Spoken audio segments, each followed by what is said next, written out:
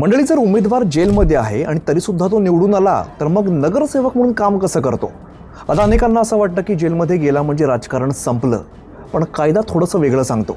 जर एखादा उमेदवार फक्त अंडर ट्रायल असेल, म्हणजेच आरोप आहेत पण दोषी ठरलेला नाही, तर तो निवडणूक लढवू शकतो आणि निवडून सुद्धा येऊ शकतो. मग आता प्रश्न असा येतो की मग तो काम कसं करतो? जेलमधून थेट सभागृहात जाऊ शकत नाही, बैठका, ठराव, चर्चांमध्ये प्रत्यक्ष सहभाग नाही. मग होतं काय? तर त्याचं काम बहुतेक वेळेला प्रतिनिधी असतील ते करतात, समर्थक किंवा वकिलांच्या मार्फत ते काम चालतं.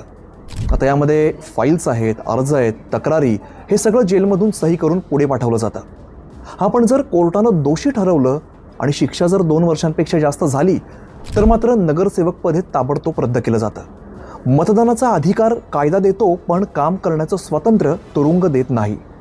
तुम्हाला काय वाटतं, जेलमध्ये असलेल्याला लोकप्रतिनिधी म्हणून मान्य करायला हवं का? कमेंटमध्ये नक्की सांगा.